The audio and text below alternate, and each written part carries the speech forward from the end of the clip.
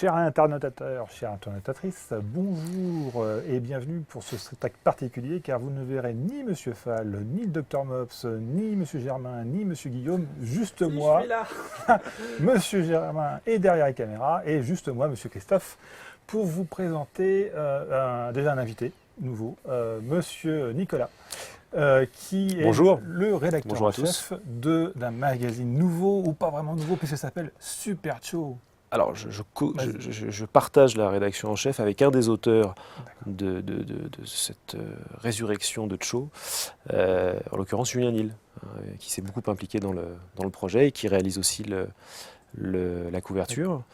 Et puis bien sûr, sous la bienveillance de Zep, qui, on va dire, est le super consultant auquel évidemment on a montré évidemment tout le projet, et puis c'est quelqu'un qui de toute façon avait à cœur de s'impliquer pour transmettre la flamme des débuts. La flamme des débuts, donc Cho, on peut le rappeler, c'était une aventure qui a duré 15 ans, qui s'est terminée en 2013, c'est ça? Ouais, 15 ans mensuels. Et l'aventure s'est terminée donc en 2013. Alors c'est pas complètement l'aventure de Cho en termes de collection, hein, puisque Cho, en plus d'être un magazine, c'était une collection de bandes dessinées qui continue d'ailleurs de sortir régulièrement en librairie, puisque Cho, c'est Titeuf, c'est Lou, les deux plus grosses série vendeuse, on va dire, mais il y a plein d'autres choses. Simplement, ce qui s'est cassé en 2013, c'était le fait d'avoir un outil de prépublication et puis un outil de création pour tester des choses. Et c'est vrai que dans une collection où l'esprit des débuts, c'était de lancer des nouveaux artistes, de lancer des nouvelles générations d'artistes, c'est vrai que pour le coup, c'est un peu plus difficile de lancer des jeunes dans le grand bain de l'album cartonné.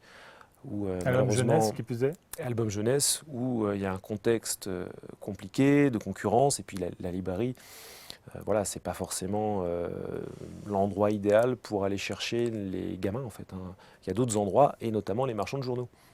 Alors là, donc, on a un Super Show. Super Show. Donc, d'où vient le projet et comment ça s'est conçu et voilà, qu'est-ce qu'il y a dedans? Donc il sort le fin juillet. Il sort alors, le 27 juin. Le 27 juin, pardon. Vous 27 notez juin, tous, le 2018. 27 juin, marchand de journaux et librairie de BD ou généralistes, ou ce qu'on appelle les magasins, les grandes surfaces culturelles, donc Cultura, Fnac, pour ne pas les citer évidemment. Donc normalement on devra le trouver assez facilement quand même.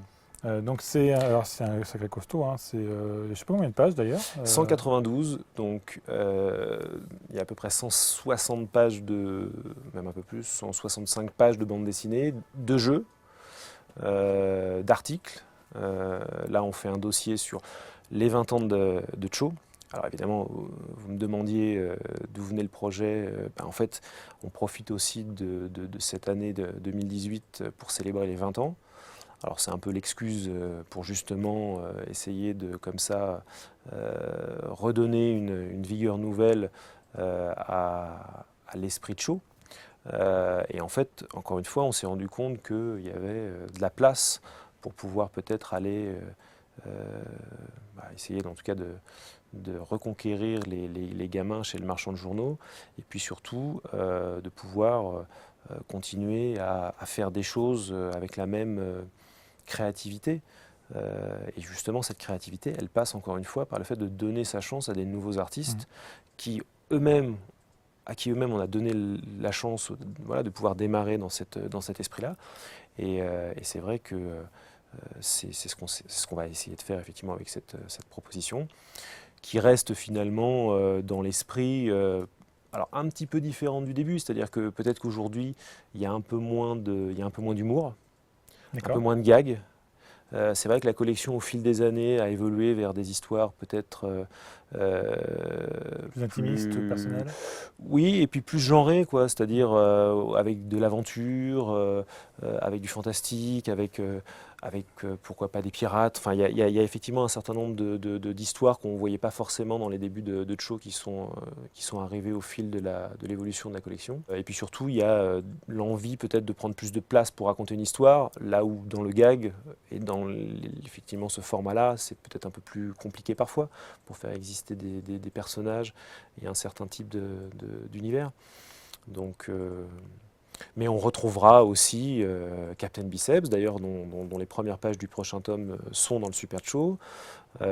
Lou, donc, dont je vous parlais tout à l'heure, le dernier tome démarre dans ce Super Cho. Donc il y a évidemment le côté un peu classique d'un magazine comme celui-ci, c'est-à-dire que c'est vraiment pour découvrir les séries en avant-première.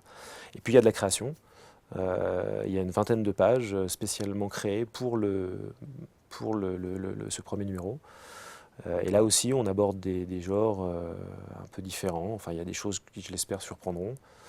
Et puis permettront à des nouveaux artistes voilà, d'être acceptés dans cet esprit de show. Alors, dans les nouveaux auteurs, quel type d'histoire on va avoir?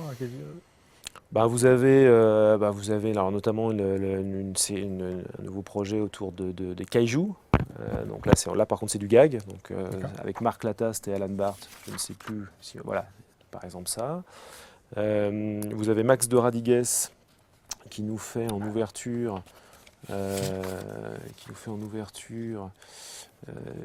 une proposition assez sympa et originale.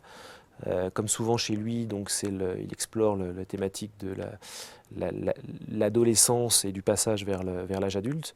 Donc là, c'est Lexa, ça s'appelle, et c'est la relation entre deux frères. Voilà, c'est une série assez surprenante, donc je laisserai le lecteur la découvrir, ce sera mieux, je pense. Mais par exemple, c'est quelque chose qu'on n'avait jamais vu dans le show. Et ce qui est assez marrant, c'est quand en tant qu'éditeur, on approche ce genre d'artiste pour pouvoir un petit peu le sonder. Et moi, j'avais très envie de travailler avec lui depuis que je l'ai découvert. Et bien, en fait, il vous dit très précisément que dans ses références en tant qu'auteur, eh bien, pas mal de ces références sont des auteurs de la collection de Cho. C'est-à-dire que c'était un lecteur de Cho. Du Cho original. Et en fait, c'est ça qui est marrant, c'est-à-dire qu'en fait, Cho a donné envie à plein d'auteurs, finalement, de devenir artistes de bande dessinée. Et c'est aussi ça qu'on sentait comme émulation, en fait, pour pouvoir peut-être relancer un projet autour de ça. C'est-à-dire qu'il y avait de l'envie aussi. Il y avait aussi un vieillissement naturel, hein, évidemment. Les premiers lecteurs de Cho, je rappelle, en 1998, ceux qui avaient une dizaine d'années, ils ont maintenant 30 ans. Certains sont déjà devenus parents ou sont en train de le devenir. Et puis il y a une logique de transmission aussi qui va être à l'œuvre, voilà, de vouloir un petit peu voilà, faire comme un passage de témoin sur ces lectures. C'est quelque chose qui existe, hein, de vouloir faire découvrir les choses qu'on a aimées et qui nous ont aidés à grandir. Je pense qu'il y a quelque chose d'assez fort là-dessous.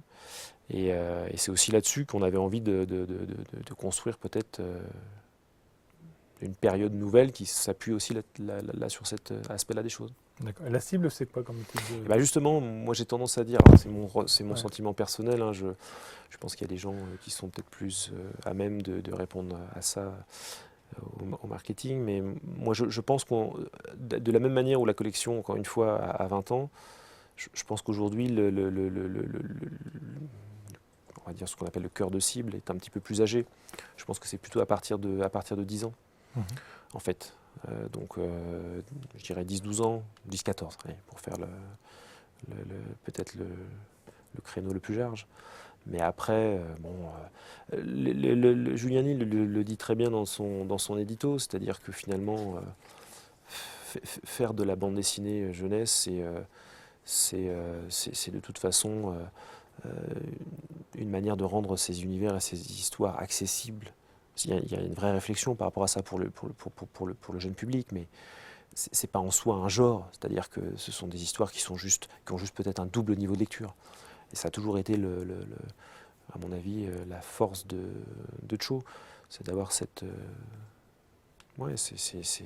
espèce de force d'auteur, de pouvoir Enfin, moi, j'avoue que aujourd'hui, je pourrais tout à fait encore rire d'un Captain Biceps comme j'en rigolais il y a déjà pas mal d'années. Je pense que sur ce terrain-là, ils ont mis le doigt sur quelque chose qui était enfin, qui fait partie de l'histoire de la bande dessinée, mais avec lequel ils ont réussi à donner un ton de show, en fait. Voilà, un mélange de créativité, de liberté, d'impertinence, où on prend finalement les enfants comme ils sont, c'est-à-dire pour des personnes et pas pour des enfants, en fait. Voilà. Et ça, j'avoue que c'est quelque chose qui reste, à mon avis, tout à fait moderne aujourd'hui. Juste une dernière question. Donc là, on avait parlé des nouveaux auteurs qui arrivent. Sur les anciens, est-ce que ça va être aussi un moyen pour nous de retrouver, enfin pour les lecteurs, de retrouver Zep, Boulet, Captain Biceps, etc. Malika Secousse et autres. Il y a des séries qui vont revenir. Oui, oui. Alors c'est difficile d'en parler précisément parce que rien n'est vraiment encore très... Enfin voilà, il y a des discussions, il y a des envies, il y a des pistes. Bah, on parle de Boulet, là, avec beaucoup de plaisir qu'on le retrouve. Euh, Lui qui a été aussi un des piliers de la bande. Là, en fait, avec Renaud, ils ont réalisé une conclusion à leur série Les Womox, qui était une série qui a une quinzaine d'années.